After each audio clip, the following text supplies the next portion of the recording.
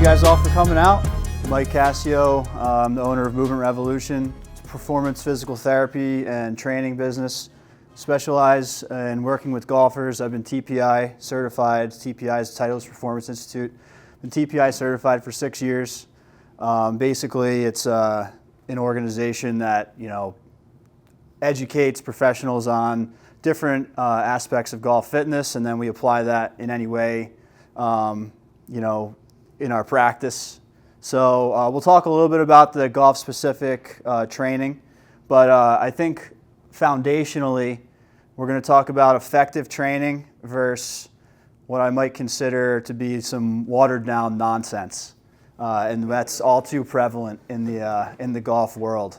So we're going to get well into that. Anyone know what this course is?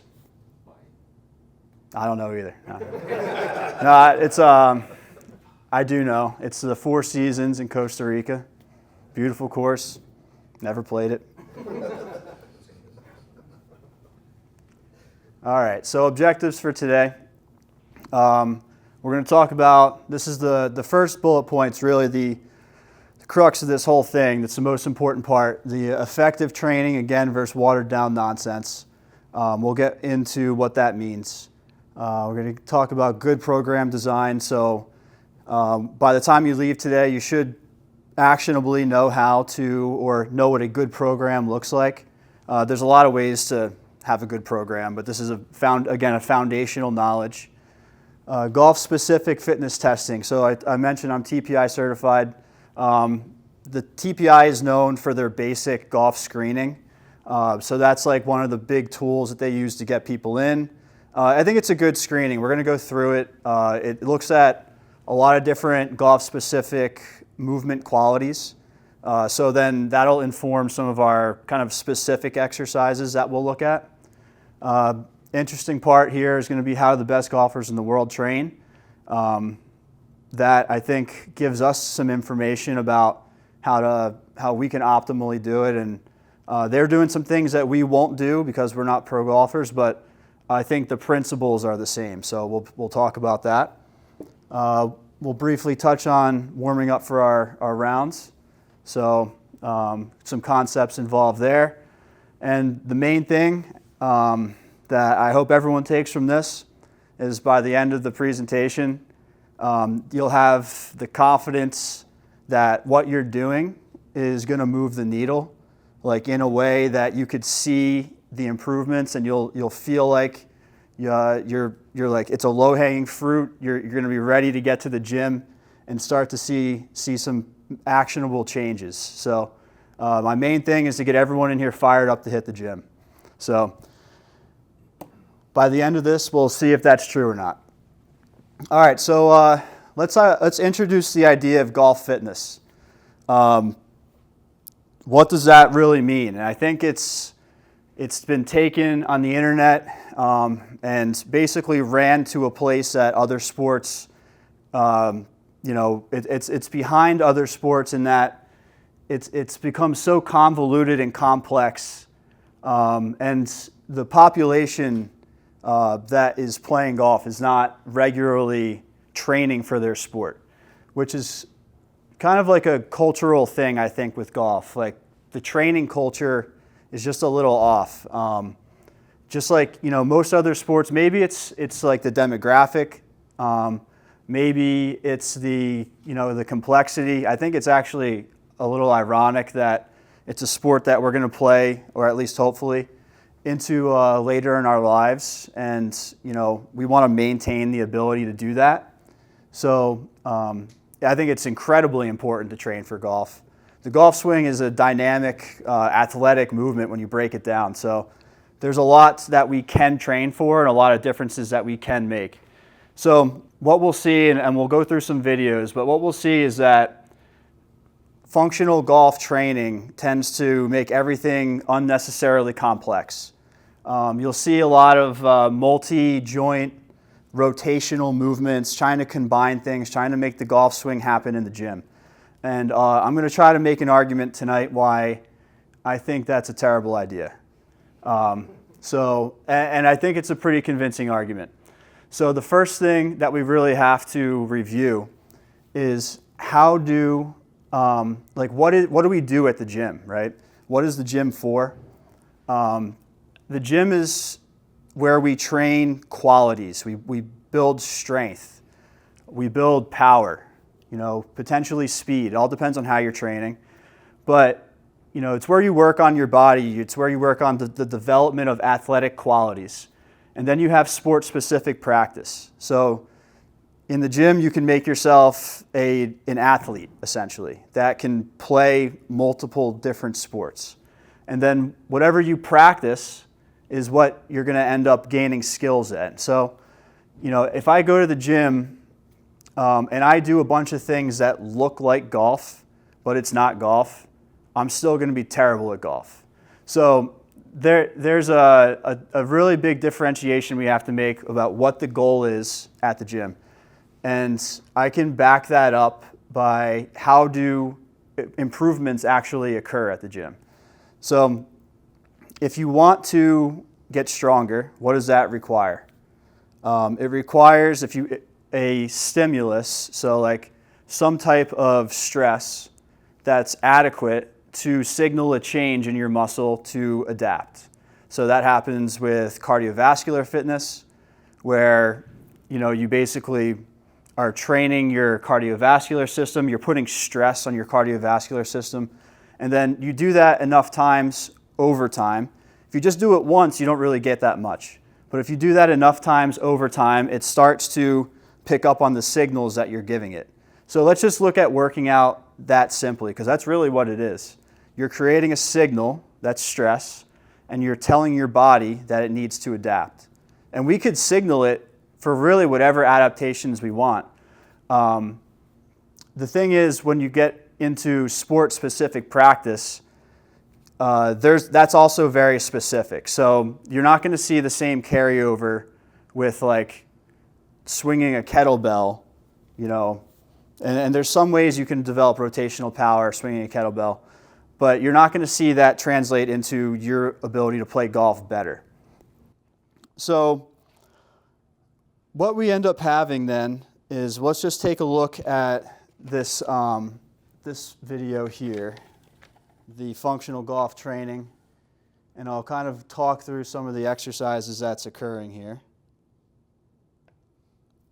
And let me just, all right, so first exercise, I'm just going to kind of drag this along here. It's not going to let me drag it.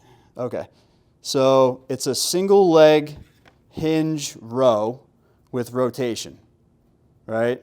Does this look good to you guys? I mean, I think it actually does look good, right? It looks, it's fancy, right? It looks like a kind of a golf movement. So let's break it down. So you're standing on one leg and you're bending, you're hinging, and I don't know, maybe he's holding 25 pounds there. So what are we trying to signal? What change are we trying to signal in our hips there, right? Maybe you can argue balance to an extent. Okay, you're going to get better at balancing on one leg while bending over. But like, we're trying to create mechanical tension in our muscles, right? So I don't really see a point of being on one leg here. And then on top of that, we're now rowing, and we're using a weight that's going to be limited by our balance.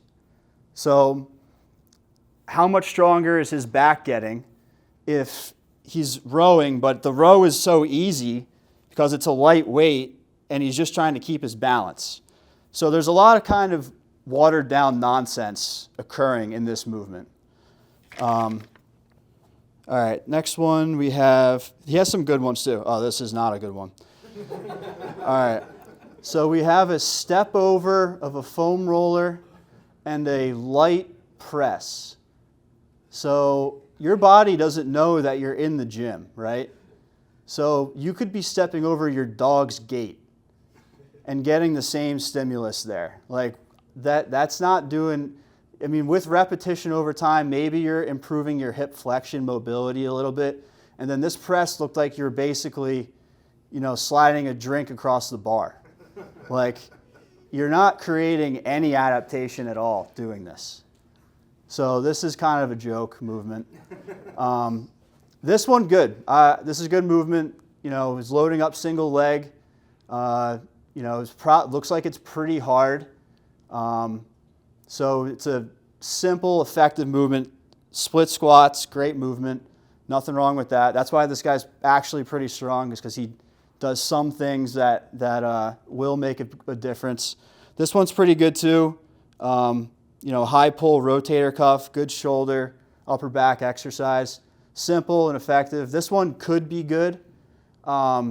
It's, you're rotating and pressing, but it's simple enough where, like, if I get the right weight on there, and I hit enough reps and I'm actually taxing and creating a signal, then this could be fine. Do you see the difference between something like this and then something where there's just like two kind of irrelevant things put together? So that's where I'm hoping you guys can almost put your detective hats on a little bit.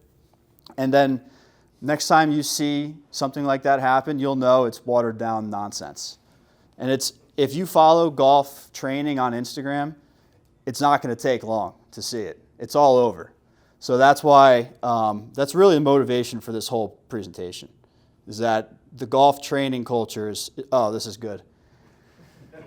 So we got single leg bicep curls. So you could, you can make that argument, right? And the worst part is you can make this sound good. Like, you can say, like, oh, I've got some core stabilization, and we got some upper body perturbations and lower body stability. A lot of buzzwords. But this is, you're just probably curling less weight than you should. And you're, again, just getting better at curling on one leg. That's really it. All right, so now let's look at how an athlete trains. This is gonna, oops.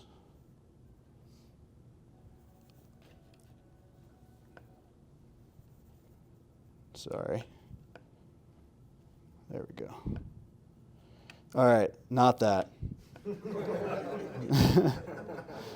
Not that.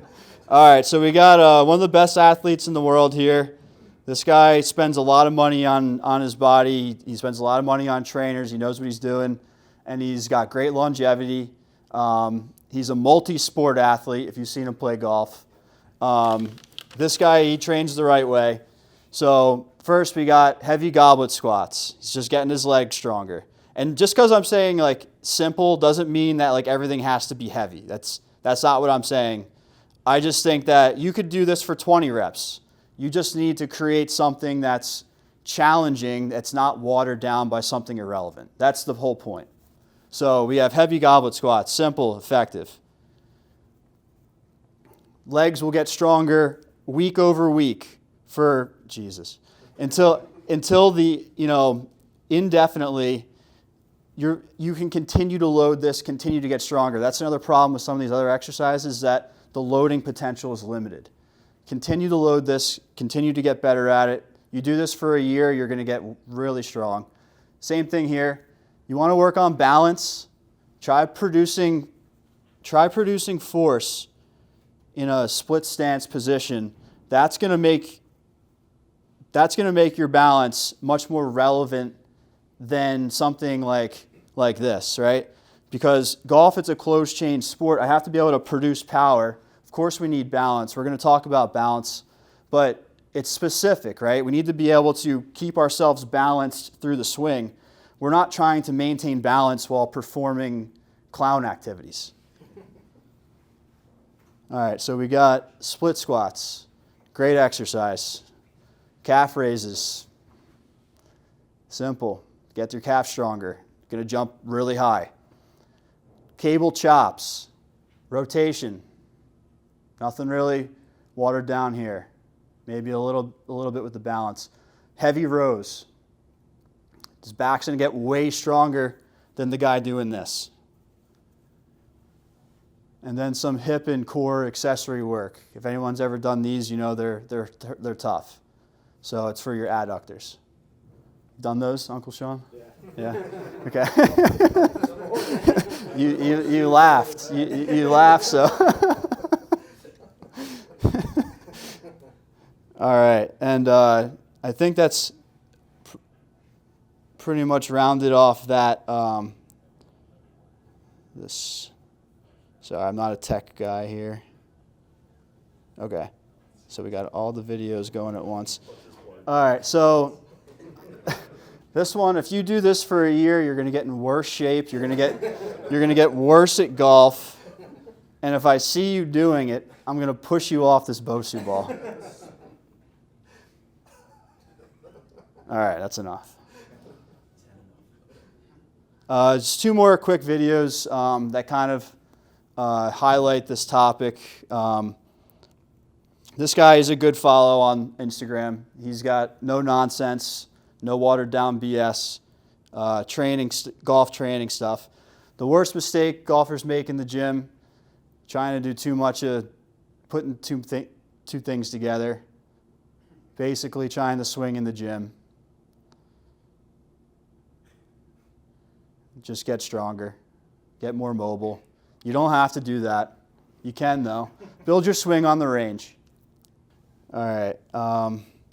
Yeah, the other video is more of the same, so we can move on. All right, so let's talk about program design. So I've talked about now what is an effective exercise, what's watered down nonsense. So how will that translate into, like, how do we actually create a program that's going to be effective? So now that we know the types of movements that we want to do, the types of movements that we don't want to do, we could kind of apply that to this designing our program. So 80% of your program, I'd say, it's called the 80-20 rule, is going to be foundational strength and conditioning. So these are just like and I can just show you right now, these are just your big movements, right? Like we've organized certain movement patterns that are pretty much fundamental to everyday life. So we have a squat, that encompasses like squat, lunge, step up. You have a hinge, so actually loading your posterior chain, your hamstrings, your glutes. A pull, a push, rotate, jump, and get in good shape, conditioning. So if you're doing some form of these, touching on all of these 1 to 2 times a week, and then sticking with a similar variation for a period of time, progressively overloading that so you get stronger in it, this is how you're going to actually see long-term sustainable results in the gym. So I won't make you watch all the videos, but they're just very basic exercises. There's a million different ways to squat. There's a million different ways to hinge. Same with pull, push. It doesn't matter really how you do it, but you want the variation that you're doing to not be limited by some other factor again. So that's why, you'll see with those watered down exercises that people will not really get much better at them. People tend to not even do them repetitively. They do them once and then they move on. It's actually rare, I think, for people to continue with those types of exercises. Whereas, like, if I start rotating and I build strength in my rotation just with a simple horizontal chop, I could do that for a year and I'm going to be significantly stronger in my rotation by the end of the year. So that's a predictable improvement. That's the best thing about working out is if you do it consistently, you're going to see the improvement. There's almost zero exception to that. So that's the coolest part, is that we have an opportunity to make a huge improvement in our strength just by going to the gym. Let's go back to the 20. So the 80% is going to be that stuff, right? So the stuff that you can really move the needle with. The 20%, this is where now we're getting a little like golfy, I think. This is why everyone showed up today. It's like you guys actually showed up for the watered down nonsense, I think, right? You're like, oh, he's going to show me some special golf exercises that are secret. It's going to unlock my potential, and I'm going to be great at golf. And sorry, this guy's just telling me to work out normal. All All right, so 20% of your program, we're going to focus on weaknesses, limitations. So like maybe maybe it takes someone like me to tell you where you're weak, right? So like, I don't know, let's, I don't want to pick on anyone here. Evan, no, I'm just kidding. So Evan, I don't think it's for any limitation. I just think he's smart. His backswing's a little shorter, and he just puts it in play. But say, that was a limitation. Say it was limited because his lat was tight, or he had limited rotation, right? So based on an evaluation, the thing that we're about to do, the golf-specific evaluation, or just maybe your intuition, right? Like a lot of you know enough about golf. You can look at your swing and see something that's not right. You could even maybe, if you're getting lessons from a pro, he's giving you something. He's like, yeah, it looks like your left hip isn't turning or your right hip's not turning. So you're going to want to, okay, I need to spend a little extra time on hip rotation. So that's where this stuff comes in. I see it a lot in rehab because I'm a PT in the rehab setting where people will make their problem the 80%. It's like you're going to stall your progress when the problem becomes the only thing that you do. Because there's slow progress with that type of thing. Like there's a lot of things that you can be doing in the meantime while you work on these other areas. So that's why we want to emphasize what you can do and getting better and continuing to really improve in the big, move the needle. And then spend some of your time building on some specific limitations. So let's figure out how we determine what's going to be that 20%. Yeah. Before we move on. So here are some golf exercises that I think meet the criteria of also being like really effective. So let's run through these real quick. And these might be some of your 20% things, right? So we have right here, this is just, we can train rotation in a bunch of different ways. This is just upper back, kind of like power rotation, a lot of mobility. So really good way to get more mobile and strong in your upper back. This is Joaquin Neiman, I think I said his name right. Med ball slams.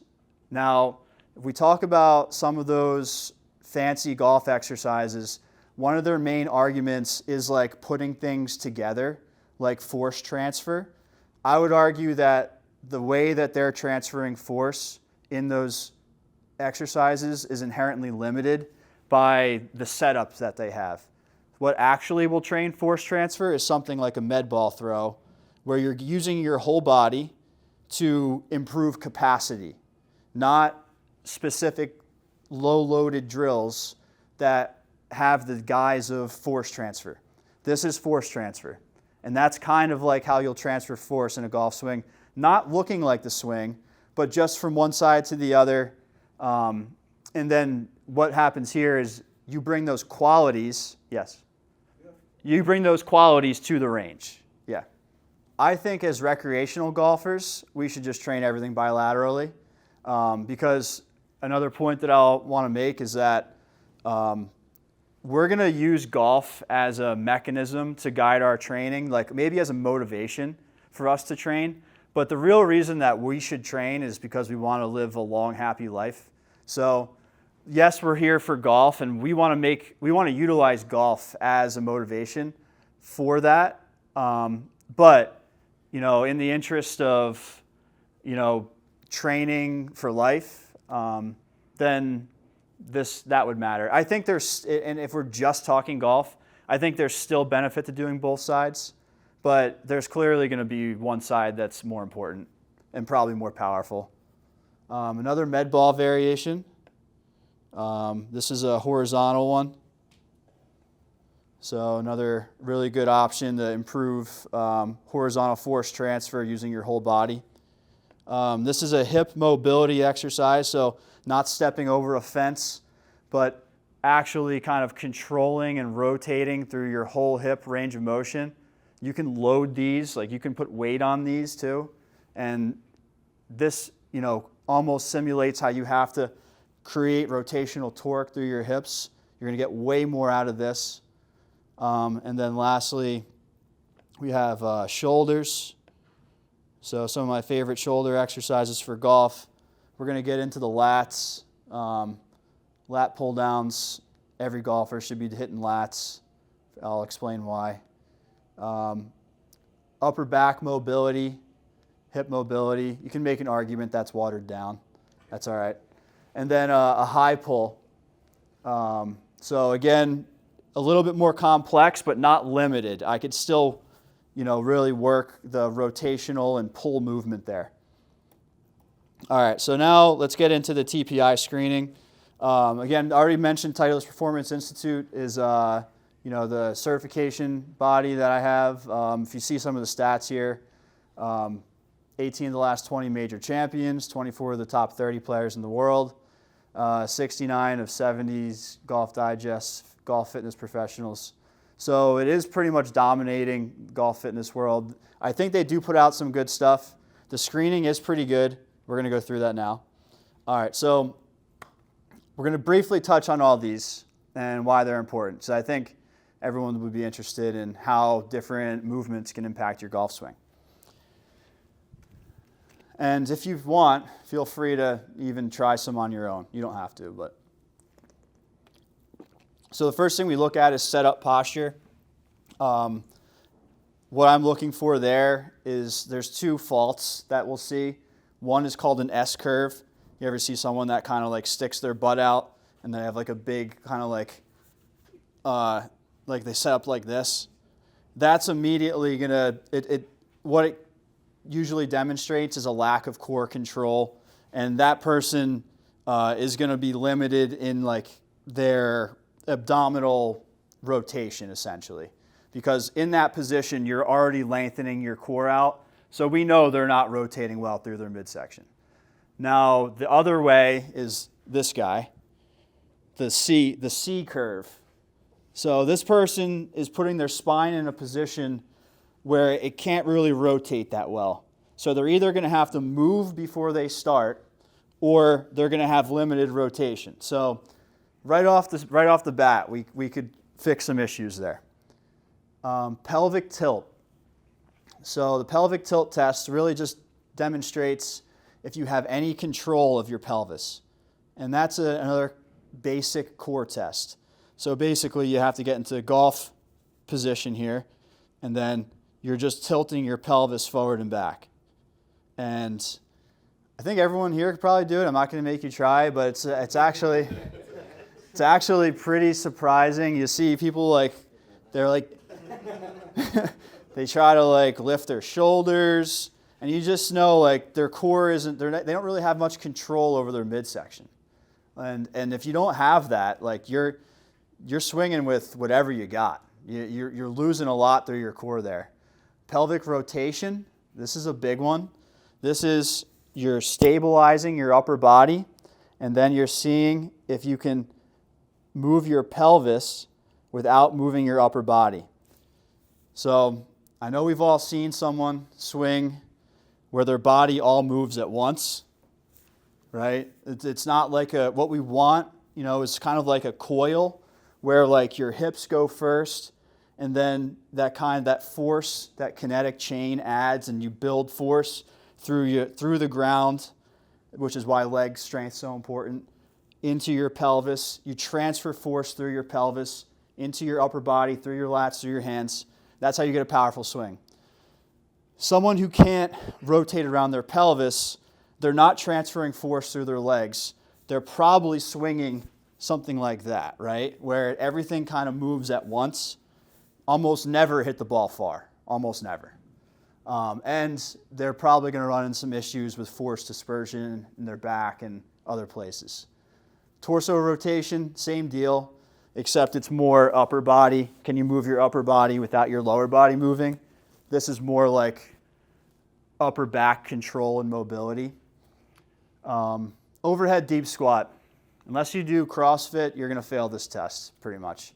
I think they just needed something that everyone failed. So Do you need to overhead deep squat to swing a club well? I don't think you do. I don't think you need to be able to overhead deep squat. Should you be able to squat and reach overhead to some degree? Probably. That'll give us some information as to like your hip mobility, your upper back mobility, your general balance, your ankle mobility. So it gives us some info, but I think it's a little, it doesn't transfer great. Toe touch, it just shows us blatant hamstring flexibility issues. 90-90 shoulder mobility, scapular stability. So if someone is really limited here, if I can't really get my arm here, all the way back here, what do we do at the top of our backswing, right? We're pretty much here. So if you're not getting there, then your backswing's either going to end here, or you're going to figure out another way to go up. And that's when you start to see some compensations in the low back, maybe someone with low back pain. And it's interesting because someone will come in with low back pain. It's like, well, your back's actually really strong. It's the strongest part of you because it's doing all the work. We actually have to look at your shoulder. We see that your shoulder's limiting your swing and causing your back to have to do a lot of extra work. Single leg balance with curls, maybe. Lat test. This is a big one. Evan, you want to demonstrate? No, I'm just kidding. So, all right. So the lat test, you basically flatten your low back on the wall, and that's going to fix my pelvis because my lats, they attach all the way down to the top of my pelvis, my lumbar spine. You need your lats to be really long and strong in the golf swing. Then you want to be able to touch your thumbs to the wall without your low back popping up. So I barely get there, but I get there. So your lats, you're coming from here. That is an action of the lat. So pull-ups, lat pull-downs through a full range of motion. Get strong there, immediate boost to your golf swing. Lower quarter rotation, hip rotation. Test both sides, in and out. Really important test. If we'll usually find, one direction of someone's hips that's getting held up, and say someone has a backswing mobility problem, it could be that their right hip is holding them up there. So that would give us an indication to work hip mobility a little bit more. Seated trunk rotations, sitting, looking at upper back mobility, obviously really important for the thoracic spine to be able to rotate. This one, bridge with leg extension. I don't love this one. It shows us a pretty obvious glute weakness if you can't do a single leg bridge. The fail for this test is if your hamstring cramps. It's like, okay, if your hamstring cramps, then yeah, of course, we need to work on leg strength. But it also doesn't tell me a lot about how strong someone is. So I'll do other testing like squat, 10 rep maxes and stuff like that. Or just get an idea of what their training is to assess their strength a little bit better, because this is not a strength test. If your hamstring cramps, you obviously need to work on that. But for most people, we're not getting a lot of really valuable data there. And that's true for this whole test. This whole thing is a mobility test.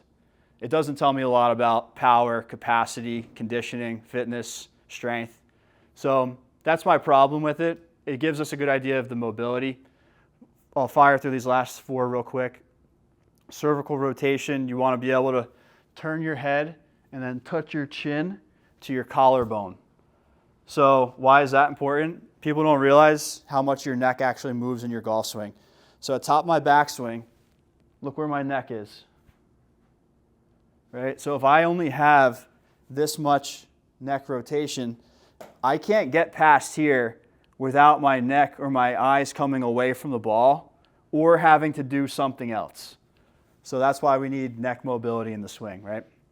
And then wrists, there's a bunch of different wrist movements. There's a lot of hinging that occurs in the wrists and during the swing. Good soft hands. Need to have strong wrists. Get the ball out of the rough. Doesn't test strength. All right, we can move on from this. All right, so setting up your custom training schedule. Now this is, I think, one of the most important slides in this whole presentation. And this is because we know now what's effective, like what you can and should do to move the needle, but that doesn't matter if it doesn't happen, right? So getting to the gym is the most important thing. So first and foremost, we have to figure out how to consistently get you to the gym. So most people, 2 days a week, strength training. That's all you got to do.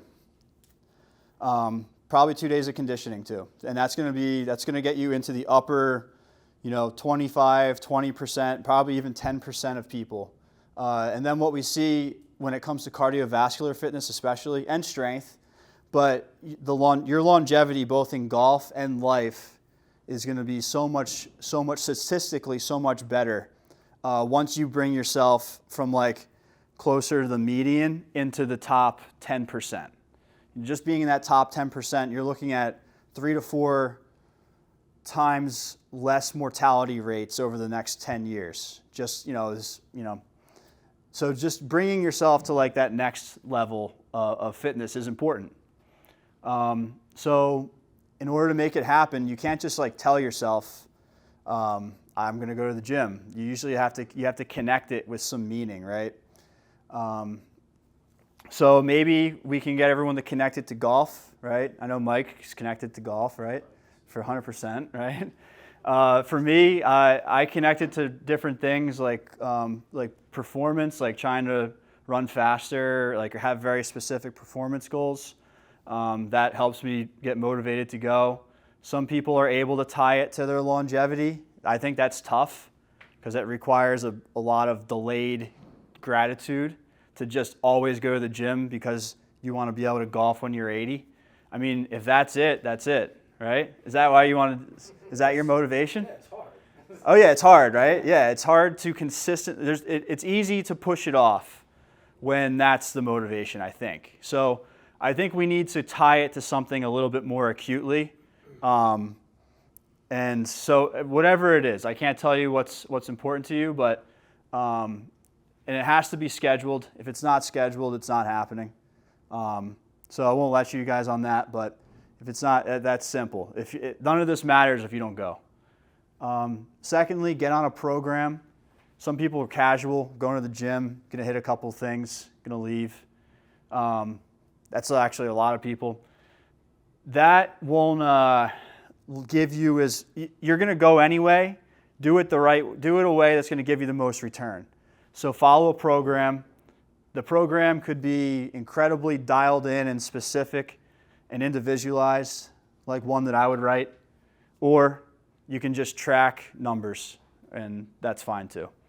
But getting on a program versus just going to the gym, huge difference in progress. What's on the program, we already talked about that. And the underrated performance enhancers, the real performance enhancers, sleep and diet. I've seen a lot of people spin their wheels, do everything right, get these two wrong, and not make any progress. Have to say it. All right, what are the pros doing? Is anyone anti-Rory here? You're anti-Rory. Wow. Wow, okay. Good thing I didn't give any more specific examples, but I do have some in mind. So all the top guys now in the PGA, they're all dialed in fitness-wise. I can't really think of one that's not. Like you got Jon Rahm, absolute animal, power production machine. Like the amount of power that guy does, and I've seen his workouts. He works out that way. He's a freak, but he works out that way. Victor Hovland, just jacked. Bryson, everyone knows Bryson and his gym antics, and call it what you will, but it's effective. Scheffler is apparently an animal on the Echo bike.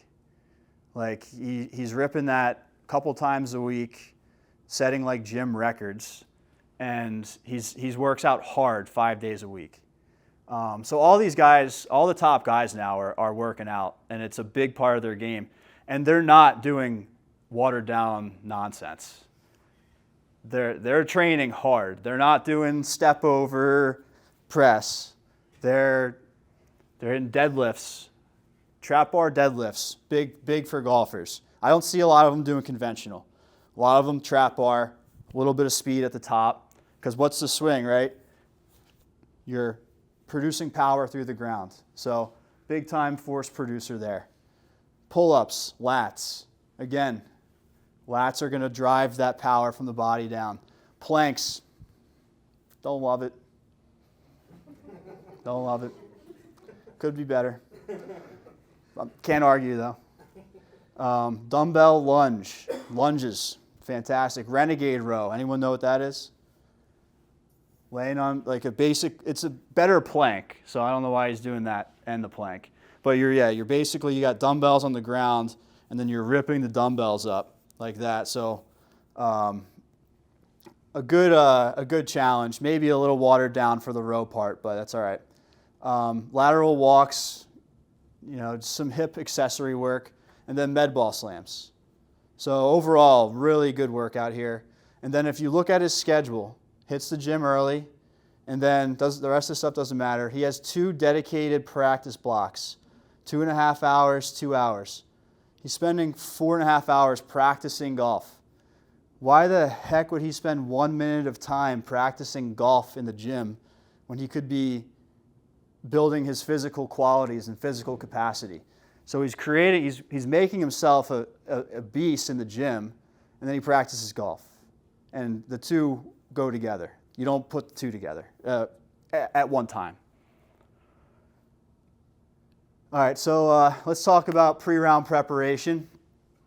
Let's first talk about what the pros are doing.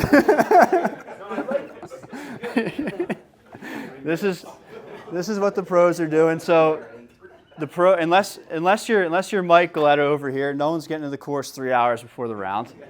We know he is. So we're not going to do that, but they are. They're hitting the gym before they hit the range. And what they're doing at the gym, it'll make sense. Ready? So he's got some explosive movements here. He's jumping. Got some box jumps. I'll explain really what this is in a second. He's got an explosive med ball press, and he's got a med ball throw. So he's doing all of these at very, very low volumes. He's not doing this to create adaptation for long term. He's ramping his nervous system up. So when he gets out there, he's already like, we're walking to the first tee like this, like a couple easy practice swings. He's already fired up. He's like firing on all cylinders because he's already hammered some stuff in the gym. Hockey players, we got a couple in here. Nathan McKinnon did an interview earlier this year, Colorado Avalanche. Best team in the NHL this year. They started this year, I'm not saying this is why they're the best, but it doesn't hurt, lifting heavy before their games this year. Couple reps, heavy squats, heavy pulls, ramps up the nervous system. That's all they're doing it for. Low fatigue, because they're doing low reps, high effort, and then they're basically firing all cylinders when they get going. Which hour of the 3 do you have your first beer? That we'll have to go over hours next. So here's for our recreational golfers here. And I was thinking what this should say is stroll up to the tee, probably right on time, if not a minute late. Take a backhanded comment, snarky comment from the starter. Take 3 garbage practice swings, and then hit your first one OB. Sound about right, Glenn? Breakfast ball. Okay. Breakfast ball. But ideally for us, we got stuff to do, right? We're not pros. So we might get 5 to 30 minutes before, and this is what it could look like. So just, either do this or a beer, right? If you're training, I'd rather see you train than warm up, honestly. Like if you're regularly getting to the gym, then quick warm-up, that's not really that big of a deal. This is going to make not close to as big of an impact as your regular gym workouts. But if you really want to optimize your time, you're going to do a little bit of physical prep, key muscle groups, probably a 10 to 20 minute range session just to dial in a little bit. I created a 6-minute course warm-up. Very basic, hamstrings, low back, shoulders. Basically do this for 30 seconds each. Hip airplanes, rotate the hips. Pennsauken, 6 a.m. Brett was embarrassed when I was doing this. Filming myself. There he is. Club windmills, upper back mobility, hip mobility, helicopter turns, a little bit of balance, rotation. You run through that twice, 30 seconds each. Basically just swing your club a few times. You can do this whole thing in 6 minutes. Start to free up your swing a little bit, and then hit some putts so you don't blast one by on the first green. And that's our warm-up, right?